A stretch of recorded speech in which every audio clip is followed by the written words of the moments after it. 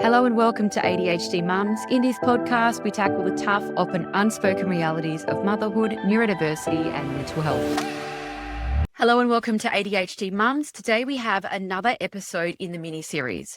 This is going to be the final episode to the school mini-series. And of course, we're going to finish it up with Millie Carr. How are you, Millie? I'm really good, thanks. How are you, Jane? I'm going good. I'm very excited about this episode because here at ADHD Mums, we don't want to continue talking about the problem. I think you've absolutely given practical skills in every episode. That's always been the focus.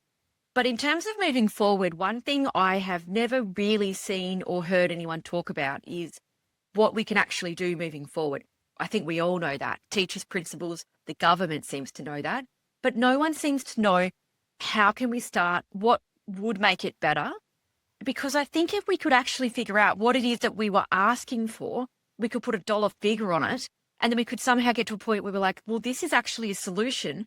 Are you going to say yes or no, government? Because you know what, something that really, really grinds me, it's like, well, who created the NDIS? That was Bill Shorten, and I don't know what they were thinking when they created that. It seems very obvious to me that they've made some massive errors and they're trying to clamber back. And I'm like, let's not leave these people to make any decisions about what should change in the education system, because I'm a little bit worried about that. So what I think would be great today is to talk about what are we asking for? What would it be like if it changed? So to kick that off, I think one of the best questions to start with is, what's the core difference between inclusion and assimilation in schools? I feel like inclusion is something that gets thrown around at the moment. It's a bit of a buzzword. Everyone's talking about inclusion. But inclusion isn't just inviting people into the existing environment, expecting them to just sit there in amongst the existing environment.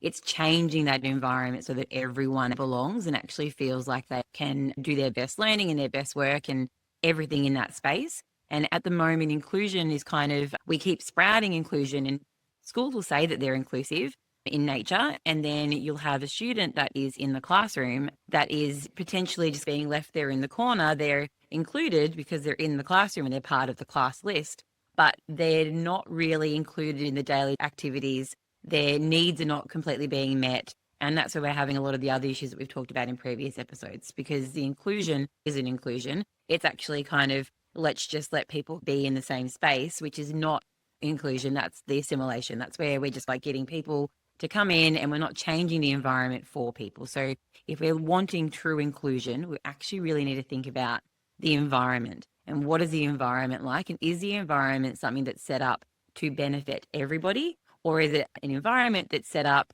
that only benefits a few people or some people, and then there are people that are in that environment but they're not actually really belonging or succeeding or doing their best learning or work.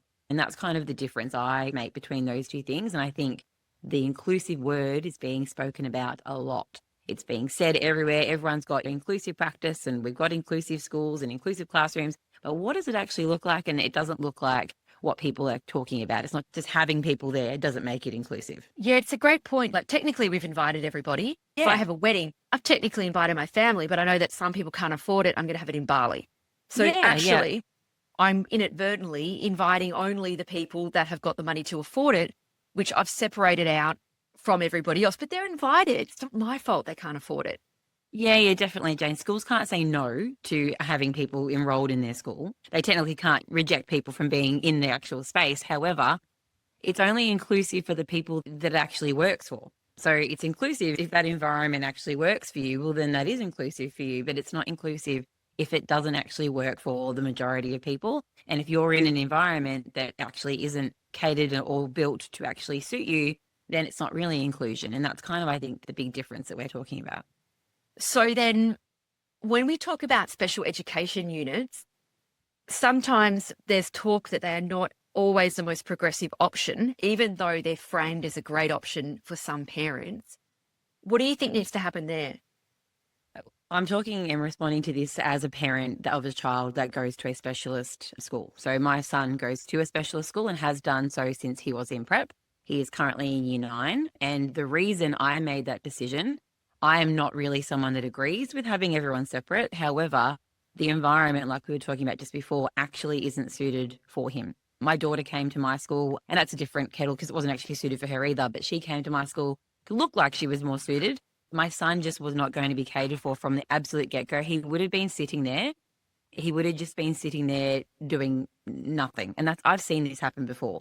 But going to a specialist environment, you've got more staff, more education support, potentially more resources and funding. The class sizes are way smaller, but it's not always still the best environments. My son's been to 2 different specialist schools, and one, I feel like, again, he was doing a very similar thing that he would have done in mainstream school. There was more visuals and things around, but it still wasn't actually completely inclusive for him. And also by separating these students out into a different environment, the students that are at a mainstream school are not seeing disability. They don't see what it looks like for students that are struggling with different areas that need different accommodations, and they're not able to actually understand why students need that, and then not be able to create an inclusive environment when they're older, when they move out of school. And that's why we have people that struggle in workplace environments and out in society, because we haven't grown up with everyone together and seeing those different differences as well. So that's an option. And like I said, I'm saying this as a parent that has taken that option. And the only reason I've taken that option is I feel like I have no other choice. There is no other choice but to take that option, because I'm either putting my son in a mainstream setting where he would be completely adversely affected, or he's in a specialist setting where he's catered a little bit more, but is completely excluded from other children that are not similar to him as well. So there's that really big exclusion of him from the mainstream environment and from society. And we kind of push people away. And last year there was the recommendations that came out about disability inclusion and what it would take to actually make a more inclusive society. And one of the recommendations was that we get rid of exclusions and specialist school settings. It's to actually by 2030 combine everyone together. That worries me at the moment, though, because we don't have the environment to do that. I love the idea of it, but it's actually not going to work at the moment. So there's a lot that actually needs to be done to get to that point, because I wouldn't feel comfortable right now having my son attend a mainstream classroom setting that I actually teach in, because it just would not cater to his needs absolutely at all at the moment. So it's a really, really tricky kind of thing. It's a good option, and I'm glad that it's there because the environment isn't catering to those students at the moment. But is it the best option, and is it what we want to aim for, is to have them excluded? I don't think so. I'm going to have to bring it back to the NDIS and do the whole ADHD thing where I bring it back to my own situation. So I was just thinking this is very similar to the NDIS. And so the NDIS, I reckon, is similar in a way at the moment because they are moving a lot of the autistic kids out. That I don't even think we can argue that's not happening. That is actually happening in real life right now. And so that's okay. If the NDIS is going to move towards with more complex needs, they're saying they're trying to divvy up 1, 2, and 3 autism. I don't really agree with that, but let's just say that they're doing that. Okay. Well, my argument there is that if that's what you're going to do, that's okay, because that's the decision made by the government. But we cannot do that until we have the community support set up. So the NDIS and the government is saying, if you are moved out of the NDIS, if you are not renewed, you don't meet the requirements now because we've changed things, that's okay. Go to community supports because they're there for you. But they've done it the wrong way. They haven't set up the community supports yet. So there's this massive gap. A part of me is like, maybe you've got to have the gap to have everybody fall down into the middle of it to get them to do something. Because at the moment, getting them to set that up is just not happening. But everyone stuck in the middle right now is just left completely stuffed. And I was actually interesting that you brought that up with the special schools, because when they first brought that out in Queensland, I actually thought that was going to be great. However, I'm going to state I do not have a child in a special school, so I don't know enough about it to comment. But from somebody that uses the mainstream system with IEPs and all of the whole thing in the mainstream system, I was like, we need to see change. So maybe this would force change. We absolutely cannot cater for any needs at all at the moment, let alone kids that have been at a specialist school coming in. So that would have to force change. But with the NDIS and what's happened there, I'm like, hang on a second, I assumed that they were going to do something. But now I'm looking at it like nobody's doing anything about those poor kids that are left absolutely nowhere, the single mums that can't afford anything, that are just being completely left after having maybe a pretty decent plan. So is the government actually going to shut the special schools, bring in these children with this poor teacher that's already got 30 kids that she can't even cater to anybody, and then she's going to bring in 5 or 6 special students as well? Yeah. I thought they were going to do something about it first. I'm really worried. It's a very worrying thing, and that's the reason why the decision that I've made personally is to actually put him in a specialist school setting, because I just don't think it would. Working at a mainstream school, I have seen students like my son in the mainstream school setting not being catered to now. I've seen it. Teachers, they are out of their depth to deal with even just like we were talking about masking needs and smaller, lower support needs than having someone that is completely non-speaking, someone who's using AAC, someone who needs assistance with toileting. I said, I love the idea of it because it allows students to actually see disability as not something that's just, you don't look at it, you don't talk about it. It's just something pushed away, which is what's happened. We're going to push these students away at the moment. I want to see that, but it's just not going to cater to that. And there are already students in the system at the moment that are struggling with this. There are students that I've seen them sit there in the corner. Everyone else is doing their work, and there are students just sitting there in the corner. We're just babysitting them. Do you know what I mean? It's essentially babysitting, and that's not okay. They deserve an education. They deserve to be treated and their needs and their goals be met. And that's not happening. And I just don't know. Like I said, the recommendation from the inquiry was 2030 to have completely inclusive classrooms where we kind of blend specialist settings and mainstream settings together. That to me is only 5 years away, and I actually cannot see how that's going to happen at the moment unless we really, there needs to be massive change. And that's something that I guess people like yourself and we're kind of talking about it, but it's just really tricky. Yeah, it is tricky. I had Tanya Waring on in an episode a couple of weeks ago in the school mini-series, and she has a son who's very externalizing in his behaviour. He's been to both special schools and mainstream schools, and she did talk about what you just spoke about with the babysitting that she said went on. He's technically at a mainstream school, but he's in a library by himself reading a book, and he doesn't get the opportunity to participate in a group and feel that sense of community because he's always separated. But he's technically there, I suppose you could say, but how does that feel for him, and does that hit his goals that he needs to for himself? Anyway, so do you think, Millie, because we are actually at 2025, and that is not very far away, and we are calling out for massive change with kids that can go to mainstream school. We are seeing the least attendance in public schools nationally that we've ever seen. We are seeing homeschooling become it's almost mainstream now. As compared to when we were young, homeschooling was seen as very odd and different and not accepted. Anyway, the reason what I'm saying is we're in this position. We are 5 years away. Do you think that we will amalgamate into one? Do you think that we are just going to wait until a few months before, and then some politician's going to go, oh yeah, I suppose we should just probably put them in together? How is this going to work? I don't personally think they're going to act on the recommendation because it is a recommendation. I don't think that it's going to be acted upon in the time frame that was suggested, which is 2030, because I think politicians recognise there's a lot of work to be done. It's a big job to do it. The person who actually steps up, and actually this is not just a small, tiny little thing. This is a very big system overhaul.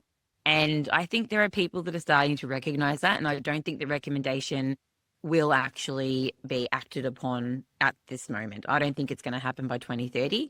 It could be different and things change in 5 years, but at the moment I can't see that happening.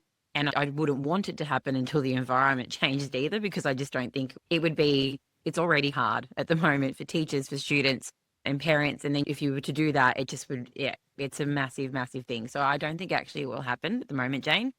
I'm hopeful that it happens one day, but there needs to be a lot of other stuff happening and politicians realising how we can change the mainstream environment first to then be able to then make those environments more inviting and more inclusive for people to start working into that environment from a specialist setting. Okay, so if we look at the education models, because I always see people that are moving into, let's say, the Sunshine Coast on Facebook, and they're like, I'm moving from the UK and my child used to get this when they were in the UK.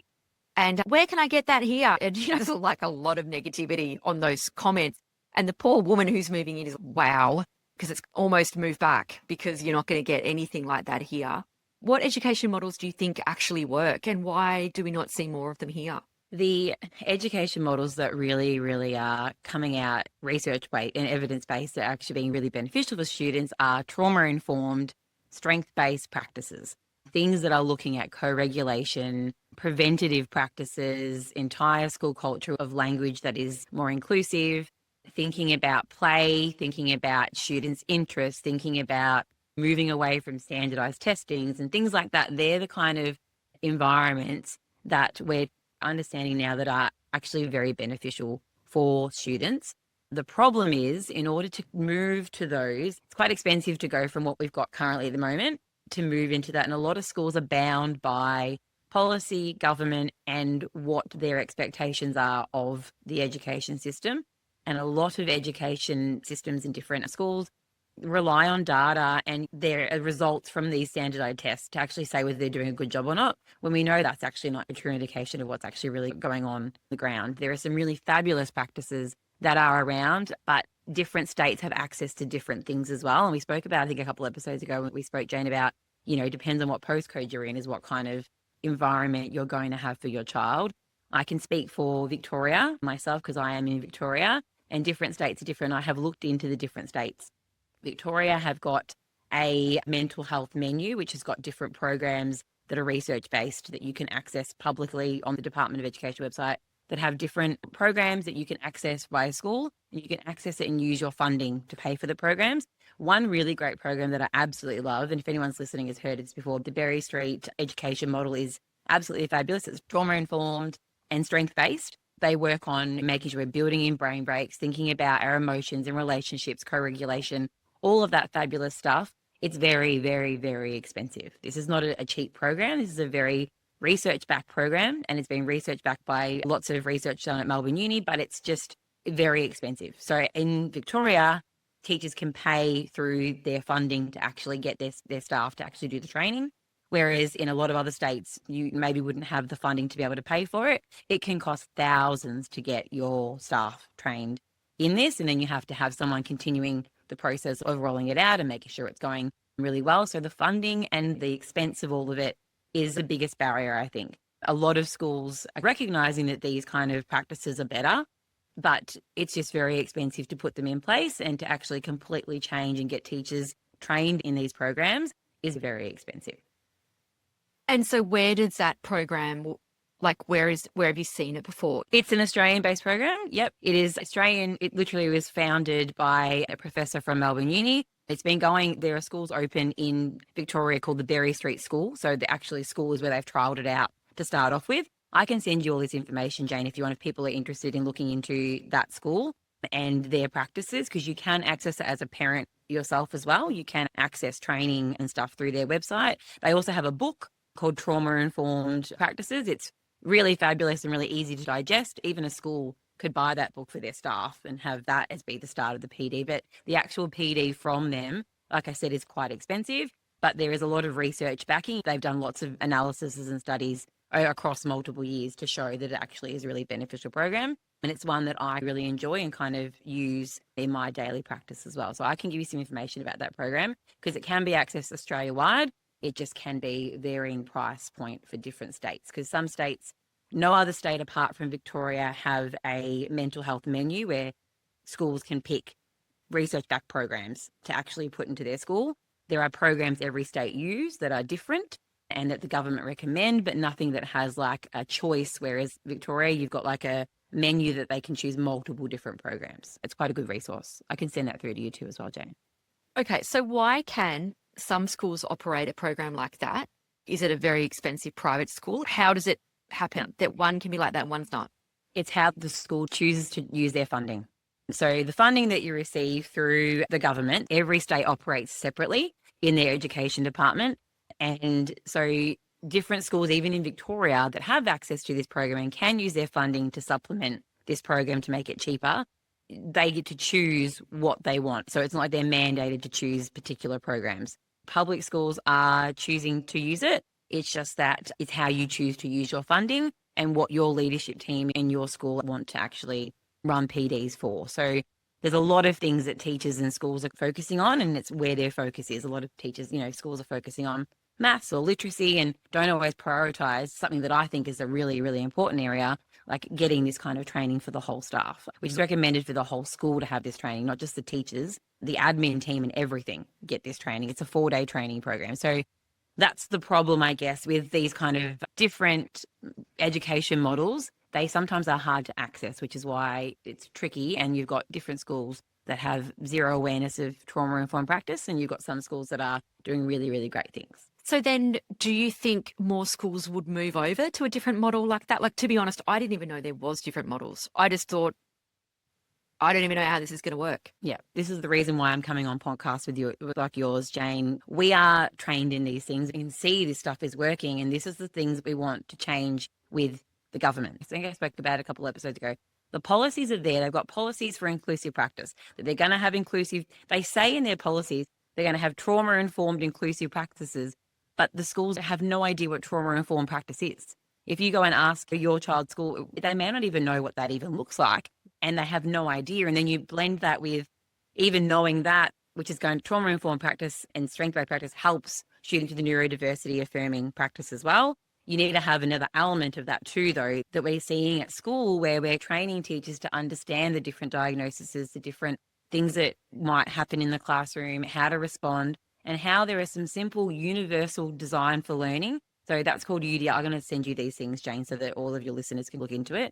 So UDL, which is Universal Design for Learning, is another thing that is starting to become bigger in different areas, a lot in the UK, which is why maybe the parent that you were talking about before has seen that. There's a UK website I'll link to you.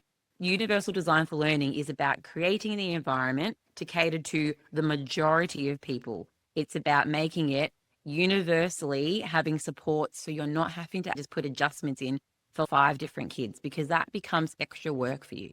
As a teacher, that is a lot of work if you have everything set to one environment and you're making this adjustment.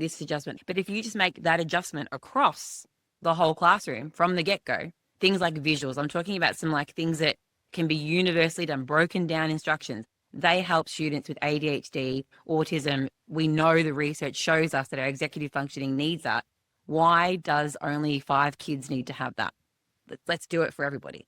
It's going to help everybody. It's not going to hinder anybody at all. So these kind of things like UDL, trauma-informed practice, if the teachers knew this stuff, if the teachers were trained in this from the actual get-go, when they were at uni, we're going to set the environments up and we're going to mitigate a lot of what's going on in school. It's going to just be a big kind of change. Oh, I agree. And I think we also take away the parenting factor that is at play as well in terms of privilege. You're going to have people that are from different backgrounds that may not have access to a diagnosis, that have access to a hospital, they're regional, or they've got access to the public system and a paediatrician has failed them there. Well, that's not okay, but at least the school would support them with where they're at. It's not as important because so many people fight this fight, thousands of dollars, years and years to get this letter to give to the school, and it gets them nowhere. And it is heartbreaking. I've been in that situation too, where that's happened. But what you're talking about would mean that unless you're going to access ADHD medication, which is a different thing, you don't necessarily need to have that diagnosis. You could have trauma, divorce, a pet died, whatever it is, but you've catered to everybody where they're at, no matter what diagnosis they have. I think that would be amazing. Yeah, if we just come in with a trauma-informed lens for everybody, we come in with a strength-based lens for everybody, and we come in with a neurodiversity affirming lens for everybody, it's going to catch the people that we're talking about, the students that are masking that we don't know. People are asking, how do I tell? If they're sitting there in the class being fabulous the whole time, like, what are they supposed to do as a teacher?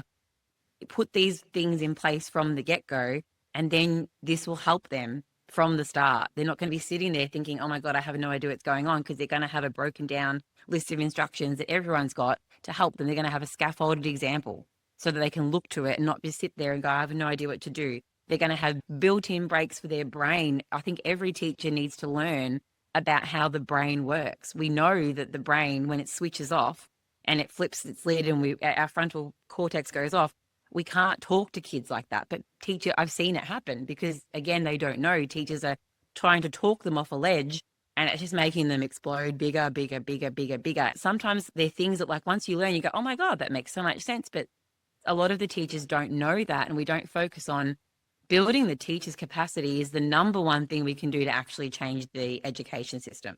if we put more money and more focus into actually building the teachers' knowledge and awareness, having more allied health in schools, having more psychologists, OTs and speech. We don't learn what they learn at uni. There's a reason. I can't be expected to be an OT and a speech at the same time as learning how to teach. They need to come in and give me some help and advice. We need more people in the environment doing that.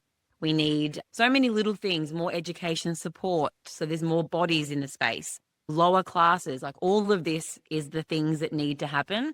But at a bigger level, it needs to be done from the top and be forced down, because at the moment, schools are allowed to make a choice on what they choose to include in their school and what programs that they employ. And I think we need to be making sure we're prioritizing programs that are not going to cause trauma, that are going to mitigate trauma. So school-wide positive behaviour or positive behaviour is a big thing that it's across Australia-wide that is used as one of the major programs for behaviour. And what you would see in a classroom with that is there's usually a chart and your child's name gets moved from different sections of whether they've made a good choice, whether they made a bad choice. And that's an Australia-wide practice. And I have a really big problem with it because it's not neurodiversity affirming, because you can have a student that gets put on the green little sticker thing for doing great because they sat there, crossed their legs and they looked and focused at the teacher. And then you've got a student who can't do that because of their disability, but they'll never get the little green sticker for doing that. So all of those kind of practices, that's an Australia-wide thing that needs to kind of, we need to stop picking those kind of programs and start including trauma-informed and strength-based programs that are neurodiversity affirming, and we're catering for that from the get-go. And they're the ones that I look out for. And there's a couple of examples that I've just given you today of ones that are like that. Oh, I think that's great. Look, I've got a couple of teacher friends, as we all do, and they were saying to me that when they do their teacher training, they often have someone come in and they may explain the science and the developing brain and how it works. And we've heard that so many times. But what I want to know is practically, what do I do? In theory, I have 30 kids. I have 2 that are doing this. I have 28 that are over here. And I have my principal on my ass because I've got to get this done. What do I do then? Because she said, I can tell you all the science like they can't hear because they're upset. And I get all that. But what do I do in scenarios, practical examples? She goes, I don't think I've ever had that explained to me. And I was like, oh my God. And she said to me, the only training that we get is the same shit. Mm-hmm. It's the training from universities. I did a 4-year bachelor degree and it was granted about 17, 20 years ago. It did not teach me what I needed to teach in the classroom. I learned a lot of that on the job. And I did a bit of a survey about a month ago on a teacher Facebook page. So it's filled with all teachers around Australia. And I asked the question, did you feel that you were able to cater to neurodivergent students in the classroom based off your training from uni? And there were 900, and it kept growing, 900 teachers that said that it did not feel they were able to cater to neurodivergent students in the classroom. A lot of them commented and said, we did one subject. We did one subject where we kind of brushed over it. You might have learnt about the brain, like you said, Jane, like they've learnt about the actual science, but they actually haven't learnt what to do when that happens and how to go about that. And then you've got the only people that are doing extra training know what to do, or people with lived experience. So if you've got lived experience with your own children, then you're able to come at it in a different kind of light, which is a lot of what I've had, lived experience through multiple years of living through it myself with my kids, and then doing some extra training. If you haven't got that, then you're in the class just blind. And we need to focus on making sure the teachers are prepared and don't feel like that in the class. They shouldn't come into the teaching profession and feel like they're not prepared to actually do the job, which is what is actually happening at the moment. And it's 4 years of money and time that they're putting into something to get to the job and then be like, well, I actually don't know what to do here. And they're floundering and people are leaving the profession because it's so hard. Because if you don't know what you're doing, well, of course you're going to find it hard. How are you supposed to operate when you don't know all of the things? It's like we're gatekeeping information. We can make them learn how to regulate themselves. A lot of teachers don't realize how to actually manage their own emotions in the classroom, which kind of escalates situations even bigger. So there's so much work that needs to be done, I think, around teacher training and around building our teachers up to be able to be the change. They're the ones at the ground. They're going to do this change. They're the ones that are doing the teaching. So we need to get to the teachers and we need to teach them all of this great stuff that is like readily available, just people don't know about it or haven't been taught it. But teaching would not be the only industry that I've heard very similar things about. Like, for example, we utilize a lot of allied health, which a lot of listeners will, OT, dietitians, exercise physiologists, psychologists, and a lot of them will say the same thing to me. They will say, we only did one unit on the NDIS, and that's an OT. Like, well, what did you do for the other 4 years? So when selecting an allied health person, I know that a degree means nothing. I'm like, this person has to have kids. They have to have 5 years on the job, because you cannot rely on graduates having really any knowledge in the area that they've just studied. Yeah, so it's ridiculous. I completely agree with you, but I also think that goes across a lot of different industries, to be honest. Because like, when do we ever update our training? Yeah, exactly right. And then it's up to the school to actually continue, because we do constant professional development. Every school needs to have professional development and learning around neurodiversity affirming practice. Every school needs to know that. You need to, as a teacher, be aware, because you are coming into contact with students with diagnoses, whether they're diagnosed or not. You need to know about what to do and how practical solutions and strategies actually make the classroom safe and make it really inviting and belonging. Because if you don't know that, you could be inadvertently, not deliberately, but doing things that are causing the trauma and the burnout that we've been talking about the last few episodes. Oh, absolutely.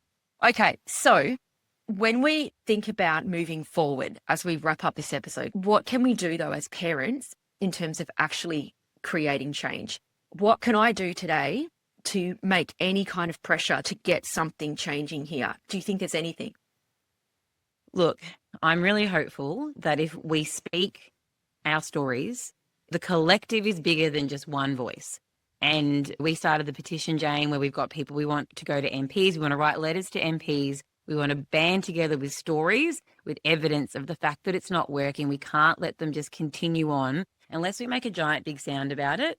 Things just continue on without anything happening. We need to speak up. We need to write letters, speak on podcasts like this, share your stories with other mums, go into the school and ask for what your child is legally deserving. These are things that we have to move to doing. And it's unfortunate that parents of neurodivergent students, it's kind of the burden is kind of falling on us to kind of make a noise. But if we don't make a noise, they don't know that it's this bad. Teachers need to do it as well, though. This is a across the board system-wide issue.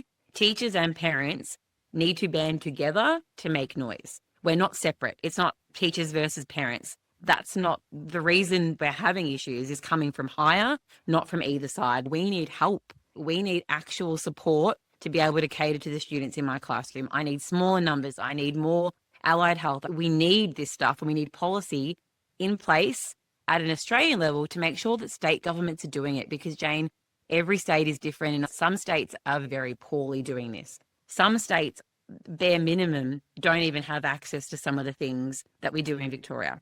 So I know there's different states I've gone through, and I could barely even find their inclusive policy. I couldn't find anything about how to practical strategies for teachers.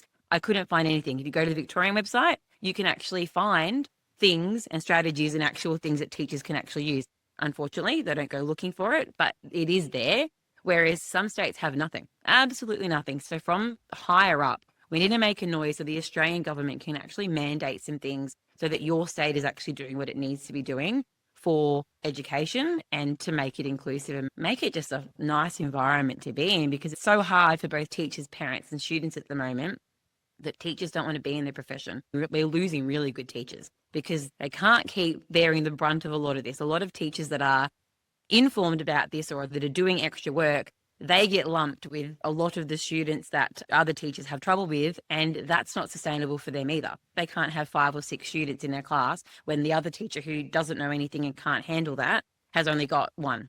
That's just not fair. The amount of IEPs that teacher is writing, there are people that are really good leaving the profession because of that, because they can't hold the load any longer. And then parents, as we know, parents and students are just crying out for more and they're struggling. I think that's been such a great episode. So what we need to do is the change petition is in the bottom of the show notes, which it is in every episode of the mini series that I've launched. So the change petition is there. We can also band together. One thing that I think is a good idea, actually putting in a complaint, I think helps too, because let's just put in some complaints. Do I expect it will do anything to help my child today or tomorrow in the next few months? Probably not. But can we at least log all of the complaints?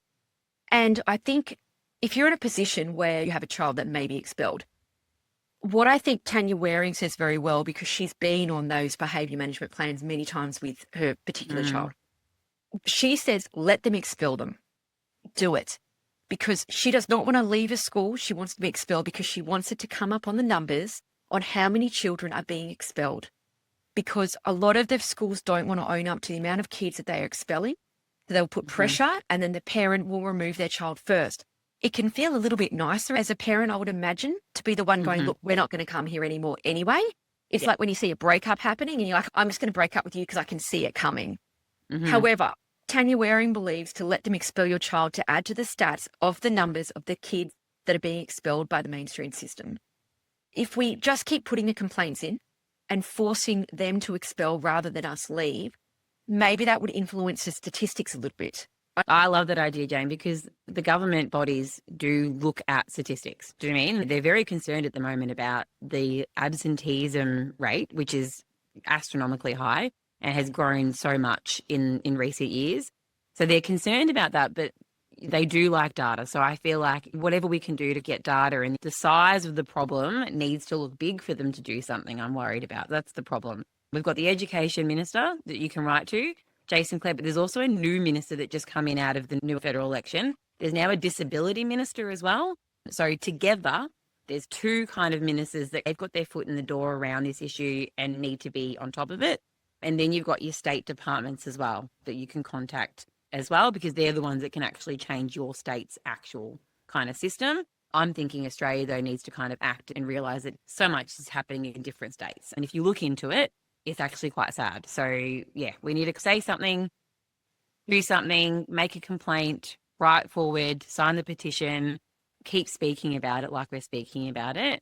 And we can't just sit silent, because something needs to happen. We can't just keep complaining about it because we're complaining about it, but there are solutions. There are actually things that we can do. There are things that we can actually do. We just need help from the government. If money is the issue, like you said at the start, Jane, let's put a price on it and say, this is what we need to do to actually flip it around. This is what we need, and they need to actually start listening. You know what? This is a really weird metaphor, but I know that your neurodivergence will get my neurodivergence. I love metaphors. I was to try to imagine, right, if I'm the government, or if you're just a person buying a piece of clothing for a child. Now, I know, and we all know that Kmart and those cheaper type shops, right, they're very tempting to go to because it's not so much cheaper to get it. What I do know is that after purchasing something from Kmart, which I do feel dirty about doing with the child labour, what I also notice is that we all know that it doesn't last long. It's almost like throwing money at a wall, because it felt like it fitted at the time. It suited you right then in that moment. But 3 wears later, you've got an old threadbare piece of T-shirt that's all crinkled up and it's all short and small. And you're thinking, I basically threw $10 at the wall, supported child labour, and then put that in the bin and then like ruined the environment. Great job, Jane, for today. But if you were the government, you might think to yourself, the mainstream system is like a Kmart T-shirt at this point, I think. But if we actually went somewhere sustainable with a better background, better culture, and we were putting our money together towards something better, we would then have a piece of clothing that we could then give to another sibling, give to a friend, give it to Lifeline, recycle this thing, and we haven't supported child labour.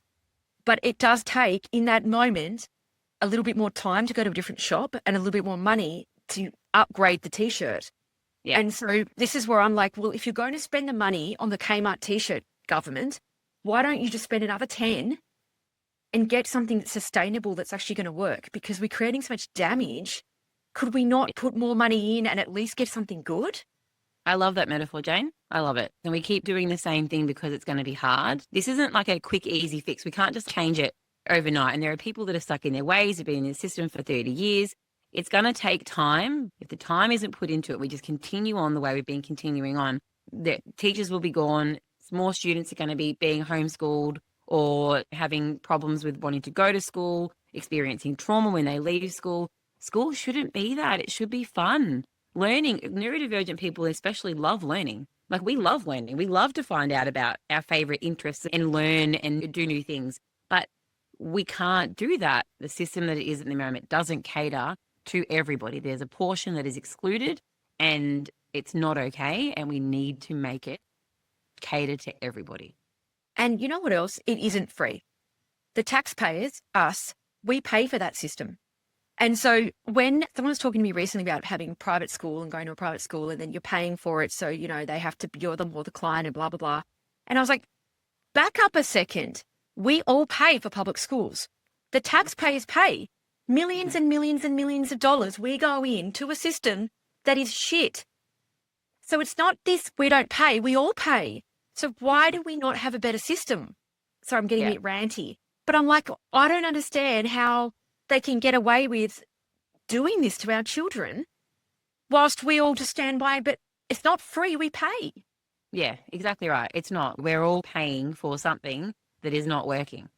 People are saying it though. We're all saying it's not working. It's not working. They're just not listening at the moment. It's not a big enough outcry potentially, or it's a too hard basket situation. And I think that's kind of the problem as well. We just kind of, everyone jumps from, let's go do this best thing. Let's go do this best thing. We need to slow down. What is the best stuff? And let's actually rehaul it to actually do this from the get-go. Not everyone doing all different kind of silly stuff. And it shouldn't matter where you live for what kind of school you get to. I agree, but I also think some of these politicians, same with the new Minister for Disability or the Education Minister, what they need to do, I believe, is to get with the people. Like the Education Minister, where are their kids? Are they in a public school in Western Sydney? Or are they in an elite private school somewhere with all the bells and whistles being catered for? Because are they actually there, and would they drop their child off at that school? That's what I think should happen. Because it's like, where's the investment here? I don't see it. In disability, I don't see the investment. I want to see somebody in there who's got lived experience with disability in their family. And I want to see an education minister put their kids in some of the schools that we think need help, but they don't experience them because they're out in their elite school, out the back. Of course we're invested. We're the people. Who are you? I don't believe that they're that invested. I don't. And I think a lot of these politicians have not even worked in the private sector. They've just gone into politics at 18. Like, what experience do they have of actual people? Are they actually passionate about any of these areas? Or do they buy time, say key phrases, just to get in and then have a rest? Because that's how it seems. I haven't seen anything happen at all for a really long time, even in the lead up to the election. Yeah, they say the right things. Exactly. But actually, in terms of education, in the lead up, there wasn't much talk about education there was nothing. anyway. There was not much. In my opinion, I didn't think it was good enough because I was like, well, even from any of the major or minor parties, we're actually really talking about the crisis that is education. The minister talked about, they're going to lower TAFE rates, but that's not the crisis. We need what's happening in our actual schools and what's happening with the parents. It's just exhausting. And I don't think they actually are fully aware. We know the damage that it's doing because we're living it. We're in the middle of it. Like, we're in amongst it. They're not in amongst it. And they're a little bit out of touch with what's going on in the actual system at the moment. I completely agree. I went out to the major political parties and the smaller ones in the lead up to the election, and I went in on the disability front. This is what I think needs to happen with the NDIS. And it was not, just open checkbook. I think it does need to be some changes. Yes, I think you could save some money, but how about you get some lived experience people to talk about that with you? Yeah. Now, I understand if it has to make some changes. However, who is making them? And this is what I believe it needs to happen. Same with the education. I did too. Not one party wrote back to me. And I have no real political allegiance. I was more like, who is going to give me some airtime? And if you want to be the only party to have written back and actually addressed this and even acknowledged it, great, I'll air that. Where are you? Not one wrote back. And that was in the lead up to the federal election. And I was like, wow, I was expecting to get a letter of some crappy little fluffy thing that would just say, we got your letter. Didn't even get that. And I was like, well, what hope do we have after the election if nobody's willing to even address it in the lead? Yeah, we're going into another big problem again. This is like a separate problem again in politics and politicians and policy. Who's in charge of actually doing what's going?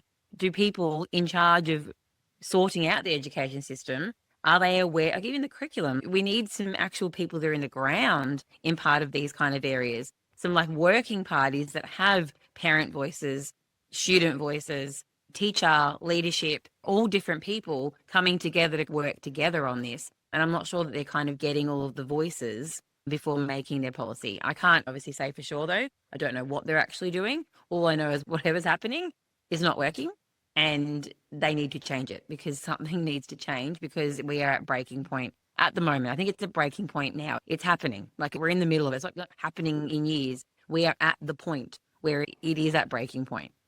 Teaching numbers, teachers are the lowest numbers ever in teaching. Teachers are leaving the profession in droves after a couple of years. We're losing good people. Students are not going to school. The homeschool situation is higher than it's ever been.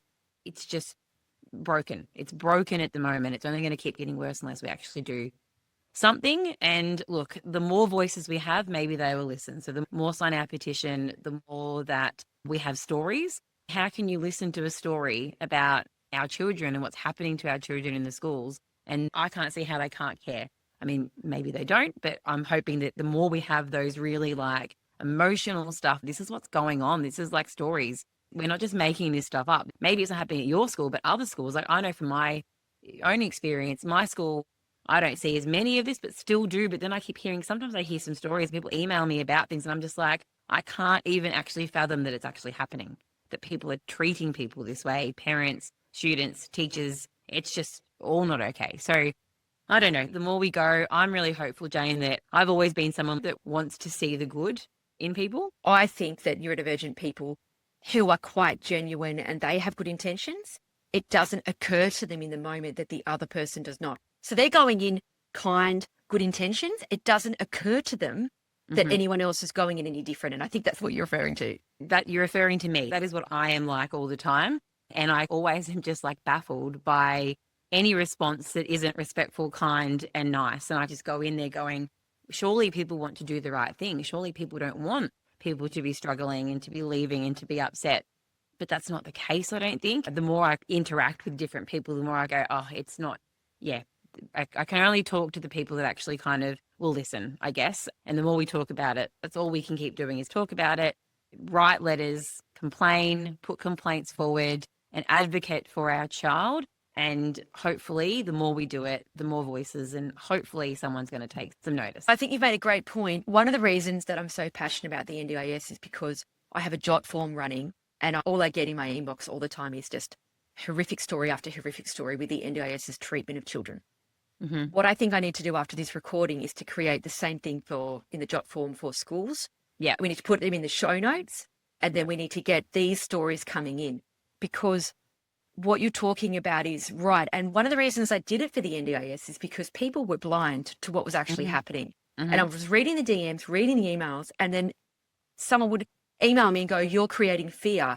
That's not really happening. And I was like, so I created the jot form.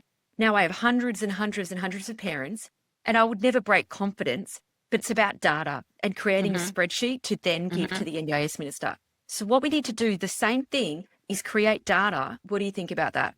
I love that, Jane. I think the more we can collect, the more evidence, because it's happening. I know it's happening. Totally. Let's just say in 2 years' time, if the education system is the same, hopefully it's not, we would then have 2 years worth of data, let's say. And if they've finally said, okay, here's a seat at the table, who would like to do it? I don't think you and I would be picked. But we can at least admit the jot forms of all of the experiences that could be taken into account. Because I just want them to see real life, the real public system across Australia in all areas. And I don't think that is represented. No, I agree. I think they're ignorant or don't want to know how bad it is because some of the stories are just terrible, absolutely terrible. Completely. And if we can collect them, I would love to collect as many as possible, Jane. Like people need to just write in and let us know what's actually happening and how you're feeling because that's the stuff that people care about. Let's finish that up there. That was a cracking end to the mini-series on schools. Thank you so much for your time, Millie. You have done so many episodes. I really want to, one, thank you so much, and two, point everybody in Millie's direction. I've got her website and her Instagram on the show notes. She's got some amazing books on her website. She's also got a cracking Instagram account. I'd love you to get in touch with Millie. I'd love you to sign the change petition and fill out the jot form. Thank you so much for your time, Millie. I really, really appreciated it. I always enjoy talking to you, Jane. Thank you so much for having me on. Quick announcement. Did you know that we have an ADHD Mums shop filled with resources designed just for you? These resources are packed with answers to the most frequently asked questions I get sent in via email. everything from understanding ADHD and autism to practical tips for daily life. There's also a free assessment tool. If you're wondering about ADHD or autism for yourself or your little one, don't forget to check out the free assessment tool under free resources section on my website, adhdmums.com.au.